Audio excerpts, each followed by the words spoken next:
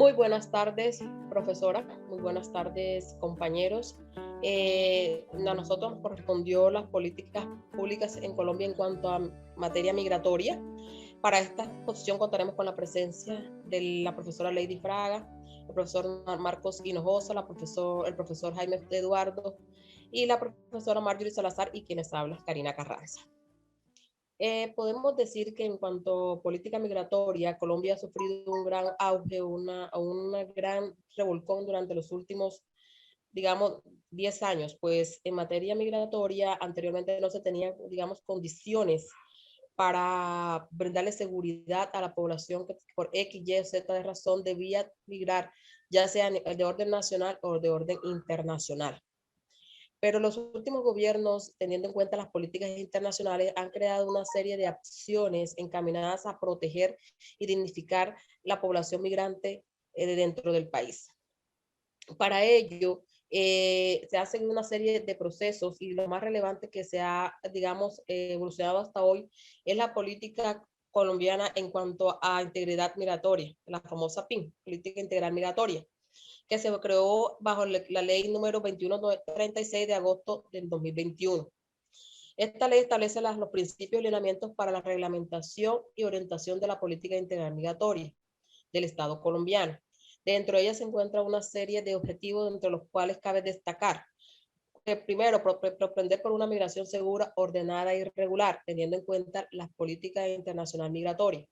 Proponer por una migración segura, ordenada, una integración cultural, socioeconómica, cultural, el desarrollo sostenible, la prosperidad.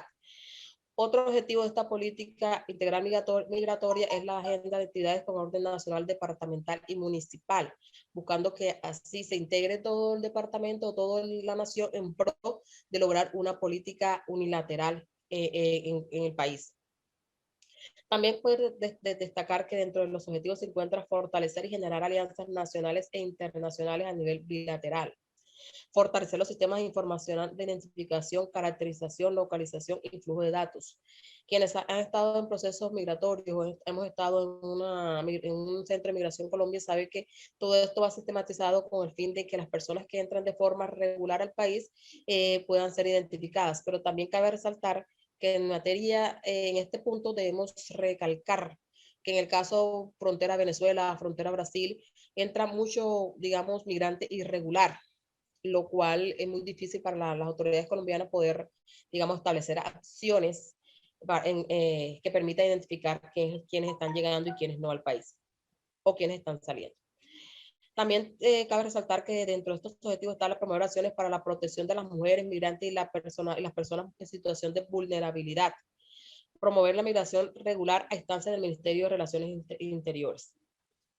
Esta política migratoria además está sujeta a una serie de principios como son la soberanía, la participación de todos los miembros, la integración y la integralidad de todos los estamentos políticos que buscan de una u otra forma fortalecer estas políticas. Además de eso, busca la proporcionalidad, la concordancia y la coordinación entre todas aquellas instituciones que pueden fortalecer las acciones encaminadas a identificar, valorar y proteger los migrantes en este país.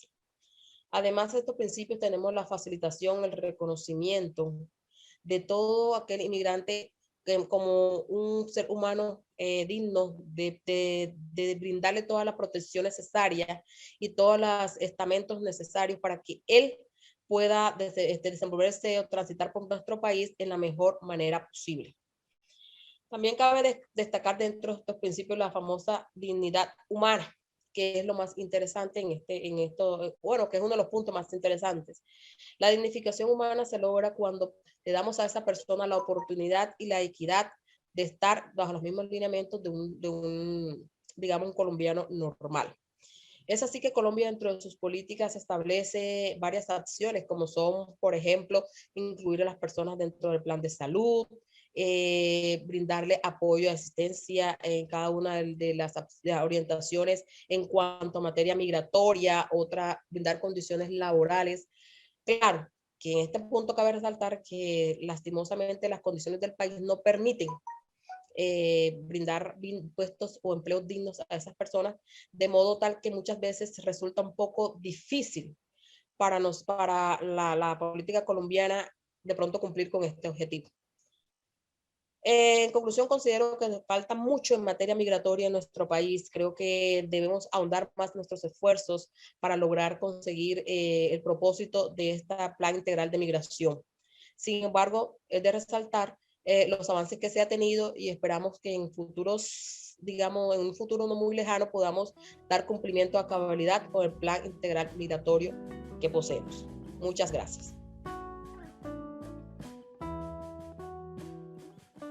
Los pueblos indígenas, la Convención de 169 de 1989 de la OIT sobre los pueblos indígenas triviales, derecho nacional, mediante la Ley 21 de 1991. Denota que Colombia ratificará las disposiciones políticas y las convenciones internacionales amplias garantizando los derechos indígenas. Según la jurisprudencia permanente de estas Cortes Constitucionales, la regulación de esta convención forma bloque permanente constitucional. Pero quiero recordarles que las políticas públicas son instrumentos que permiten construir conjuntamente respuestas que incidan favorablemente en nuestras vidas y transformen situaciones en los territorios. Es como una agrupación musical donde los instrumentos y todas las notas hacen parte de una sinfonía en pro del mismo. El director general de esta política pública es el secretario social. Esto se organiza con la ciudadanía, entidades políticas públicas y gubernamentales. Los derechos a nivel de los pueblos indígenas, vamos a verificar acá, las centrales de los pueblos y la comunidad indígena aportan y aseguran sus territorios. Otro derecho es fortalecer y desarrollar la autodeterminación y proveer una justa participación en el Estado y sus instituciones.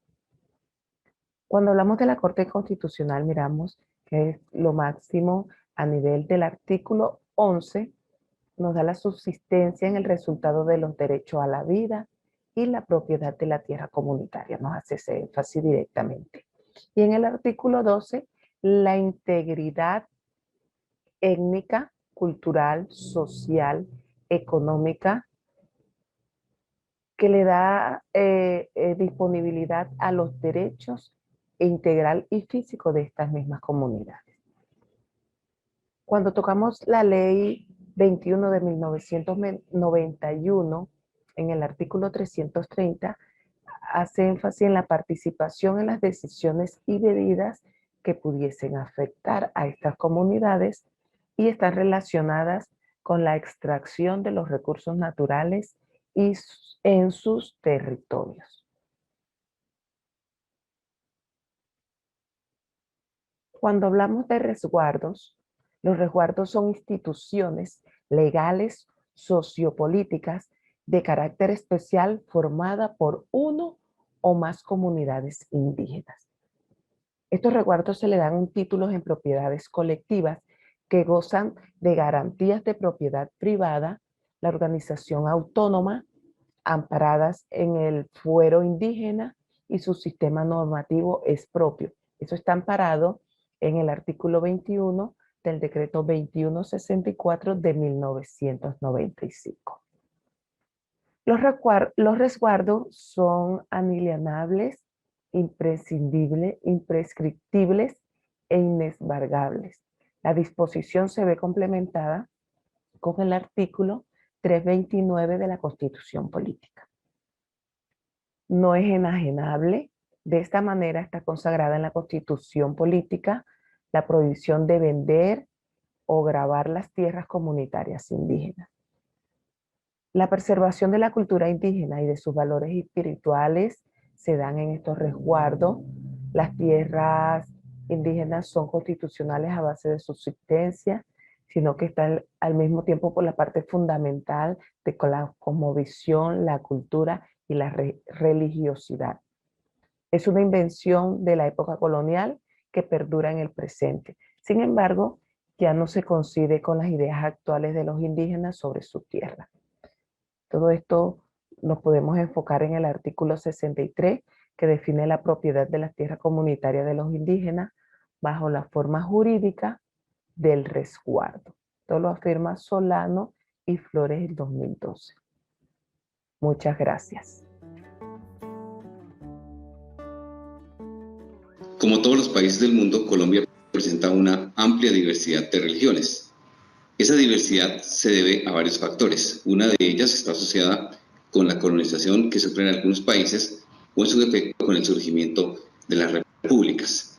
Por otra parte, también es importante resaltar las definiciones de la religión que se van dando por aspectos filosóficos ligados directamente a la fe, otros por las culturas que vienen desarrollándose a lo largo y ancho de la geografía de cada uno de los países, y también por cuestiones estrictamente infundadas de generación tras generación. Si miramos específicamente el caso de Colombia, vamos a encontrar aspectos importantes relacionados con la fundación de la Nueva Granada, es decir, en la época de la colonización. Entonces, encontramos pueblos ancestrales que tenían a los chamanes como punto de referencia, donde ellos descansaban espiritualmente para posteriormente darle origen a un proceso de evangelización derivado directamente de la conquista. Es decir, que los pueblos europeos nos trajeron a colación el tema de la religión para irlo difuminando a lo largo y ancho de la geografía.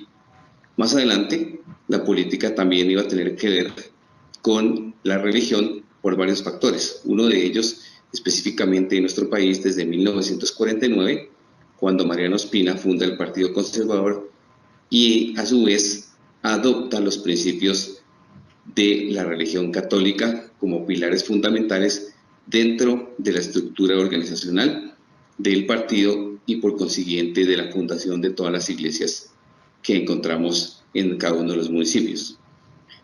Más adelante, en 1945, con el advenimiento de un nuevo modelo de vida derivado del fin de la Segunda Guerra Mundial, donde los países de Europa empezaron a pensar en su economía, pues también era lógico alejarse un poco de los dogmas, dándole origen a religiones un poco más liberales y estilos de pensamiento más ligados directamente a la persona, como sucedió en el siglo XVI, y no tanto a unos preceptos que estaban enmarcados dentro de la religión católica.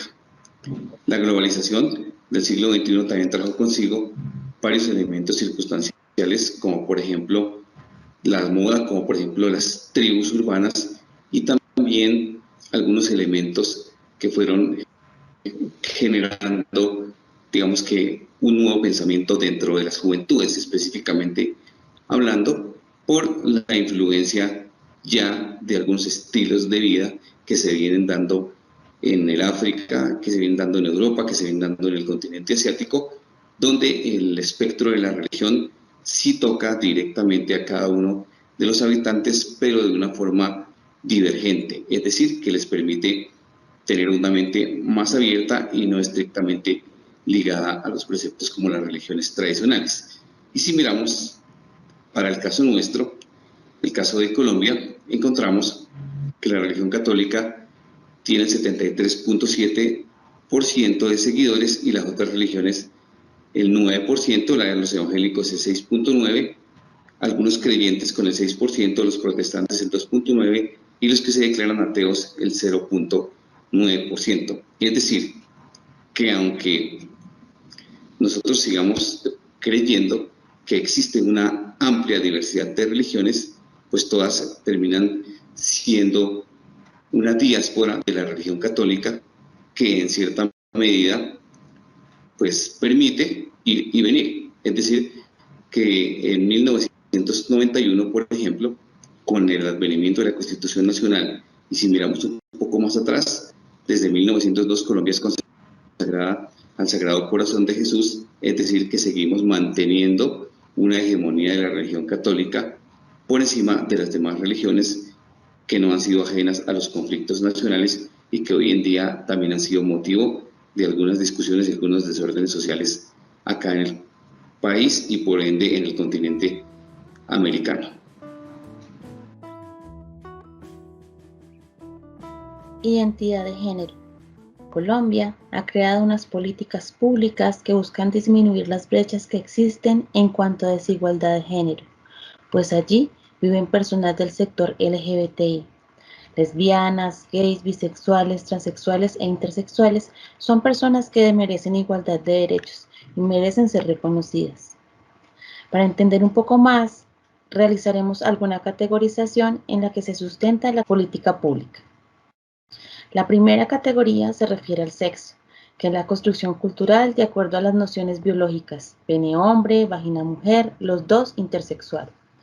El género es la construcción cultural de acuerdo al sexo biológico binario, masculino hombre, femenino mujer. La identidad de género es la forma que queremos ser reconocidos. No necesariamente tiene que corresponder con el sexo. Allí encontramos las personas transgénero, transformistas, transexuales y travestis. La orientación sexual es el gusto sexual físico y afectivo según el proyecto de vida.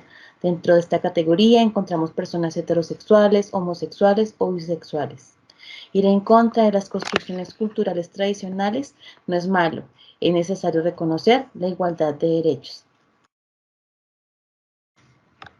Para este objetivo, Colombia ha creado algunos artículos que buscan reconocer esa igualdad de derechos.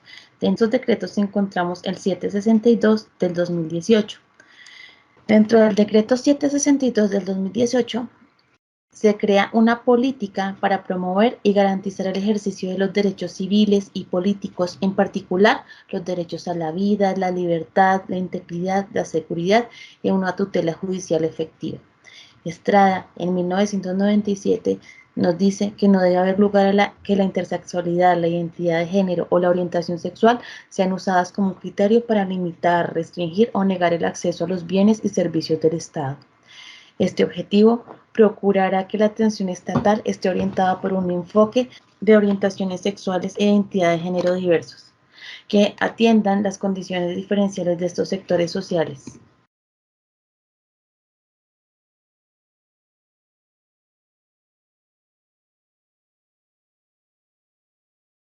Dentro del artículo se encuentra también la participación e igualdad de derechos. Dentro de la participación se busca la adopción de medidas y estrategias institucionales para garantizar e incentivar la efectiva participación de los sectores sociales LGTBI. Para esto se busca crear una política para las personas y organizaciones que exijan estos derechos, promover una mayor participación en diferentes espacios, diseñar espacios adecuados para su efectiva incidencia. Dentro de la participación se busca que las personas pertenecientes a esta comunidad tengan sus derechos económicos, sociales, culturales, con énfasis en el derecho a la salud, la educación, la vivienda, el trabajo, la recreación, el deporte y la cultura. Allí, Lluvero, en el 2011, nos dice que se busca adoptar medidas de índole técnica y económica para fortalecer progresivamente el acceso a estas personas a los diferentes derechos y removiendo las barreras existentes más bien en el acceso a esos derechos, impidiendo que surjan nuevas barreras y adoptando medidas a favor de estas personas como sujetos de especial protección. Dentro de las estrategias encontramos fortalecer la atención con enfoque diferencial, la inclusión y el respeto.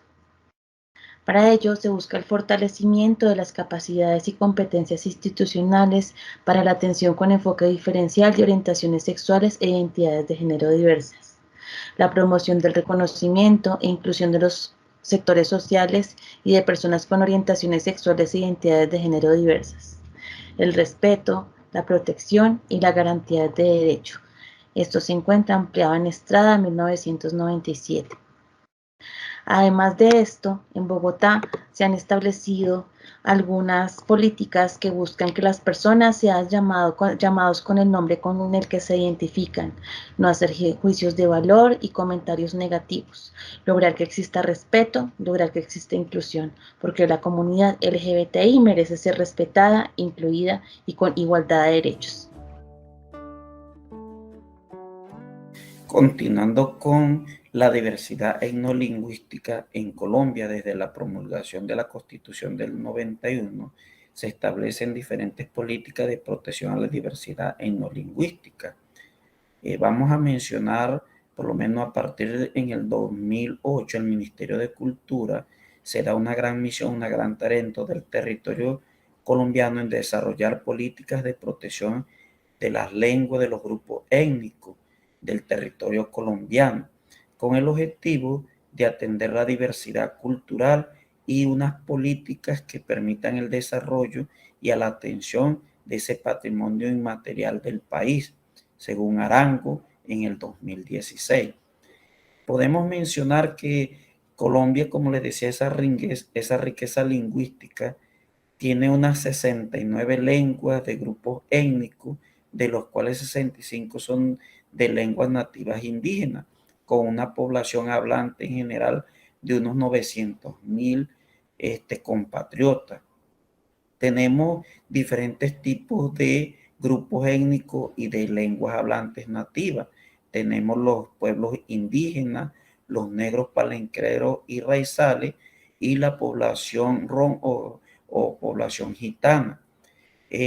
Por lo menos en la isla de San Andrés, Providencia y Santa Catalina, hablan el inglés nativo, el inglés raizal. En los pueblos de San Basilio de Palenque, parte de Barranquilla y Cartagena, se hablan también unas lenguas nativas, y ese tipo de circunstancias es la que defiende la Constitución y las políticas públicas emanadas en Colombia.